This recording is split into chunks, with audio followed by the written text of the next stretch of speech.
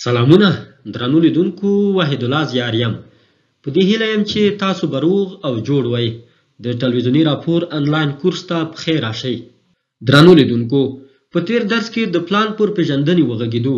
نن د ټلویزیوني راپور انلاین کورس 15م درس ده په دغه درس کې به د پلان پر ګټو هر اړخیز بحث وکړو درنو لیدونکو د ټلویزیوني راپور د 15م درس لپاره لاندې اهداف ټاکل شوي دي لومړی محصلان د پلان پر اړتیا او ارزښت پوهول دوهم محصلان ته د پلان ګټې واضح کول دریم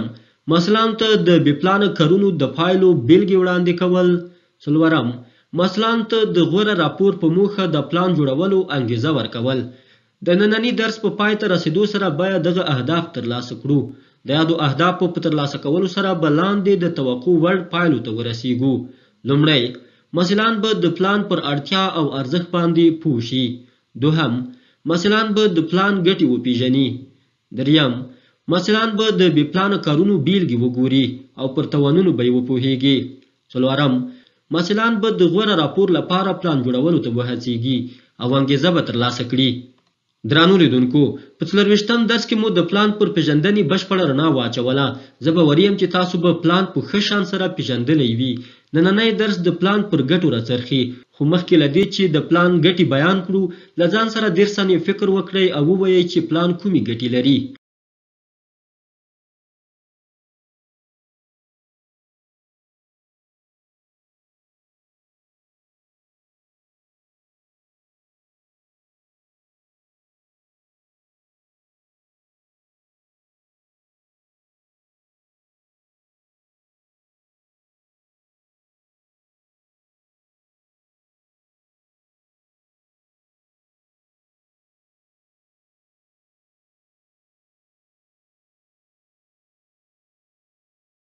درنو لیدونکو ستاسو له فکر او ځواب څخه مننه اوس هم ورځو د پلان په ګټو باندې بحث کوو درنو لیدونکو د پلان د پیژندنې پر وخت به هم تاسو درکړي وي چې پلان ډیری ګټې لري خو موږ یې دلته په جلا ډول پر مهمو هغوی بحث کوو د پلان لومړی ګټه دا ده چې نظم رامنځته کوي او له مخې کارونه پر خپل وخت ترسره کیږي ځکه له وړاندې نه د کارونو د ترسره کولو څرنګوالی او وخت سنجول شوی وي او د پلان په بڼه د کاغذ پر مخ لیکل شوي وي موږ د کار پر وخت اړنیو څو فکر وکړو چې کوم کار ترسره کړو او اړونده کار په کومه طریقه ترسره کړو یاد فکر له وړاندې ترسره شوی او د یوې نقشې په شان د کاغذ پر مخ پروت ده موږ یوازې د همدغه نقشې او کاغذ له مخې په مسلسل ډول لیست شوي کارونه داسې ترسره کوو څه ډول چې پلان کې ترسره شوي دي د پلان له مخې ټول کارونه پر خپل وخت ترسره کیږي ځکه د کارونو ډول او د هغوی د ترسره کېدو وخت له وړاندې نه واضح او څرګند دی موږ یوازې د همدغه وضاحت له مخې اړوند کار په ټاکل شوي وخت او ټاکل شوي طریقه ترسره کوو تر دې پورې چې قدم په قدم ټولې چارې ترسره کړو او خپل هدف ته ورسیږو د پلان له برکته د کارونو د هیریدو یا هم د کارونو د مخکې وروسته کېدو او په چارو کې د دوزله کېدو چانس په نشت حساب وي د پلان دوهمه ګټه دا ده چې موږ له وړاندې د خپلو چارو لپاره موخې پکې په ګوته کوو او هغوی ته د رسیدو لپاره لازمې لارې چارې پکې واضح کوو د کار پر وخت پلان هم موخې راښایي او هم هغوی ته تللې لاره د پلان دریمه ګټه دا ده چې د وخت د بې ځایه مصرف مخه نیسي فرض کړئ موږ غواړو چې په یوې موضوع ټلویزیوني راپور جوړ کړو خو د یاد راپور په پار له وړاندې پلان نه لرو طبیعي خبره ده چې د دغه راپور د جوړېدو پروسه به ګډه وډه وي سره له دې چې زیات وخت واخلي ولې ښه راپور به ونه لرو ځکه موږ له وړاندې نه په دې فکر نه ده کړی چې راپور له کومه ځایه پیل کړم ساحې ته په کوم وخت لاړ شم زما سرچینې څوک دي کوم کارونه ډیر مهم دي چې لومړی یې ترسره کړم ممکن ډیر هغه کارونه چې زموږ د راپور لپاره ډیر مهم دي رانه پاتې شي ممکن له داسې سرچینو سره مرکه وکړو چې زموږ له موضوع سره ښه ربط ونه لري ممکن ډیر کارونه 2 او یا 3 وارې ترسره کړو ممکن د زړه نه زړه کېدو له وجې سره له دې چې غلطې پریکړې وکړو زیات وخت هم ضایع کړو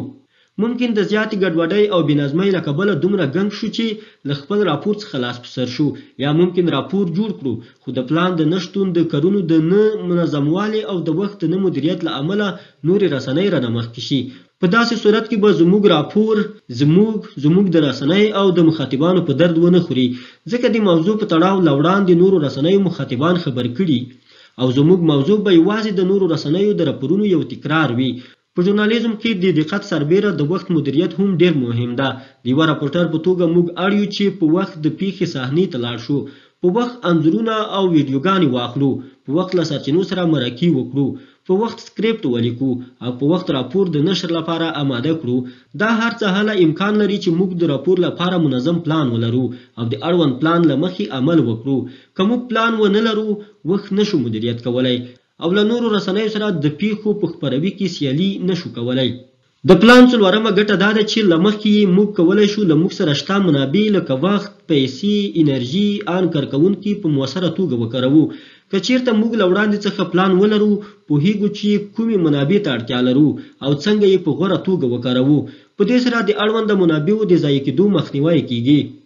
د پلان پنځمه ګټه دا ده چې د کارونو پایله مثبتوي. موږ د کارونو له ترسره کولو څخه ځانګړي اهداف لرو او د اړونده اهداف په ترلاسه کولو ته بریالیتوب وایو. کله چې په کوم کار کې هدف ته رسیږو او بریالیتوب ترلاسه کوو، نو موږ وایو چې د اړونده کار پایله مثبته ده. د پلان مخې د کارونو پایله ځکه مثبته وي چې ټاکل شوي هدف ته تللې لاره پکې واضح شوې وي. همدارنګه ټولې هغه چارې پکې روښانه شوې وي چې موږ بریالیتوب ته رسوي. که لنډ ووایو، په پلان کې ترسیم شوې لارې باندې مزل کوو. ټولې هغه کړنې ترسره کوو چې پلان کې په ګوته شوي دي تر دې چې ټاکلی هدف ترلاسه کړو. کله چې هدف ترلاسه کړو، موږ په اړونده کار کې بریالي شوو. همدې ته مثبته پایله وایي.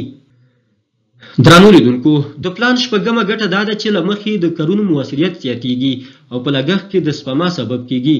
د پلان پر اساس د کارونو مؤثریت ځکه زیاتیږي چې کارونه د هغوی د ترسره کولو غوره طریقې، د هغوی اهمیت او د ترسره کېدو وخت له وړاندې په غور سره سنجول کیږي. هغه کارونه چې په سمه توګه پر خپل وخت ترسره شي، طبیعي خبره ده چې اغیز یې زیاتوي. عموما هغه کارونو ته په پلان کې ځای ورکول کیږي چې هدف ته د رسیدو لپاره تر نورو هغوی ډیر مهم او مؤثر وي. که موږ د کارونو لپاره پلان ولرو او د هغه له مخې عمل وکړو، نو وبه کولی شو چې د وخت له مدیریت سربیره خپله بودیجه او پیسې هم مدیریت کړو. فرض کړئ ستاسو د راپور موضوع په یو بل ولایت کې ده. هغه ولایت ته د یادې موضوع د راپور لپاره سفر کوئ، خو د راپور لپاره مو له وړاندې پلان نه ده جوړ کړی چې هلته باید څه وکړئ او په کومو ټکو تمرکز وکړئ. هلته راسیږئ، له یوه مخه خام مواد راټولوئ او بیرته خپل ولایت ته راځئ. دفتر کې ګورئ چې د مهمو ځایونو ویډیو شاټونه مو نه دي اخیستي او له یوې مهمې سرچینې سره مو مرکه هم نه ده کړې. تاسو اړ یې چې بیرته د دوهم ځل لپاره هغه ولایت ته سفر وکړئ.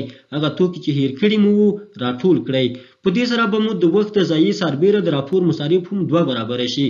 د دې لپاره چې وخت او پیسې مو بېځایه ضایع نشي، نه یوازې د راپور بلکې د ټولو کارونو لپاره له وړاندې نه پلانونه جوړ کړئ.